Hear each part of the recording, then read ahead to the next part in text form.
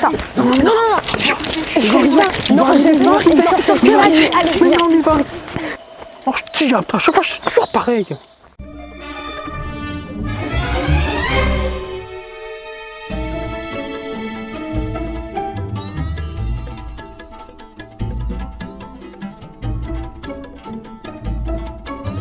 Bonjour à toutes et à tous. Aujourd'hui, de quoi on va parler? On va parler de la tribu des Laminac, au Pays Basque. Alors, je préviens tout de suite, les Laminac, suivant les régions où vous êtes, Pays Basque espagnol, Pays Basque français, n'importe, il y a des divergences au niveau du nom. D'accord? Il y en a pas mal. Laminac, Lamina, Lamiac, Lami, Lamia. Alors, Lamia, essentiellement, on le retrouve sur les créatures, donc ces petits lutins, plutôt féminins, mais avec le haut du corps, magnifique femme, et bas du corps, sirène. Donc, on retrouve plutôt ça au niveau des côtes. Soit au niveau des côtes, soit au niveau des sources d'eau, ou près des ruisseaux, ou dans les grottes. Le Laminac, qu'est-ce que c'est? On va dire qu'il est considéré comme un petit génie, un petit lutin. En fait, l'homme, c'est un petit être poilu, d'accord? C'est des petits bonhommes. Alors après, au niveau des tailles, tout le monde s'accorde à dire que c'est plutôt genre petit elfe, en fait. On pourrait dire que c'est plus petit qu'un hobbit, pour ceux qui ont la référence.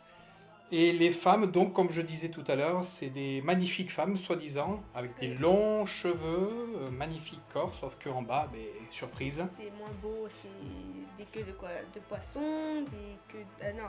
Pas de canard. Pas de canard. Enfin, c'est un bas du corps animal. Avec des sabots. La caractéristique première de la tribu des Laminac, c'est qu'en fait, ce sont des êtres donc, qui sortent la nuit. Alors, ils sortent la nuit, pourquoi? Ce sont des bâtisseurs. En tout cas, le masculin, le lumina, sort la nuit en tribu. Ce sont des tribus de petits hommes qui vont construire. Et c'est souvent, on retrouve souvent des constructions, des bâtisses où, soi-disant, ça a été construit la nuit par des laminas. Alors que les femelles ont tendance à être des filandières qui font la couture et tout ça. Donc ce sont des travailleurs de nuit, en fait, après la journée, certainement qu'ils doivent dormir, je ne sais pas, ce n'est pas notifié. Le Laminac est plutôt le génie gentil, c'est-à-dire il avait tendance à abriter les hommes, à offrir des cadeaux, de l'or, souvent. Bonjour Nico et Linda, navré de vous déranger, mais j'ai une petite histoire à vous raconter par rapport à ça. L'histoire d'une Lamina qui était sur le point d'accoucher. En effet, son mari partit donc à la recherche d'une sage-femme humaine. Une fois le travail accompli, la sage-femme fut remerciée avec des objets en or. Pour pouvoir les garder, la condition était simple. La sage-femme ne devait pas se retourner sur le chemin du retour jusqu'au seuil de sa maison. En chemin, elle entendit un grand bruit derrière elle. Elle ne se retourna pas. Mais à peine eut-elle posé un pied derrière la barre de seuil de sa maison qu'elle se retourna. C'était encore trop tôt. Un pied dehors, un pied dedans. La sage-femme vit disparaître la moitié de ses cadeaux. Oui, l'accent basque, ça fait partie du jeu. Allez, continuez les enfants. Bye. Au niveau de leur façon de penser, elle est très complexe. Il a été ramené donc dans certaines légendes qu'en fait un Laminac qui parle, il faut prendre l'inverse. C'est-à-dire que si un Laminac vous parle, il va dire du genre je vais pas bien, mais il faut comprendre qu'il va bien. Donc en fait tout est sujet à analyse, parce que s'il vous dit est-ce que tu veux que je t'offre du charbon? En fait, si tu dis non, en fait, t'as loupé de l'or. Parce que pour eux, le charbon, c'est l'inverse de l'or. Ils haïssent le mensonge et il faut absolument qu'ils disent la vérité constamment. Ce qui a été, ou ce qui a un problème pour beaucoup de conteurs, d'ailleurs. Ils parlent en négation, ils disent l'inverse.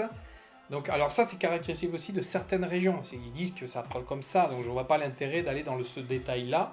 Pop, désolé encore de vous déranger, mais là aussi, j'ai une petite anecdote.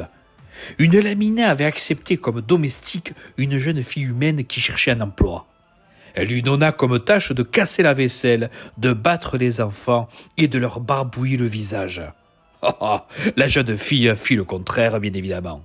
Satisfaite, la Lamina lui proposa comme récompense de choisir entre un sac de charbon ou d'or. La jeune fille choisit le charbon et obtient de l'or. C'est à vous. Bye. Eh bien, on peut dire qu'on a fait le tour des Laminac. Merci Linda. Merci Nico. Merci à vous de nous suivre, de nous être fidèles. Ben, on vous dit à très bientôt pour d'autres vidéos qui ne vont rien à voir. Mais bon, les gens de basque un peu plus tard. Allez, on vous dit à très bientôt. Adio! Mileshker.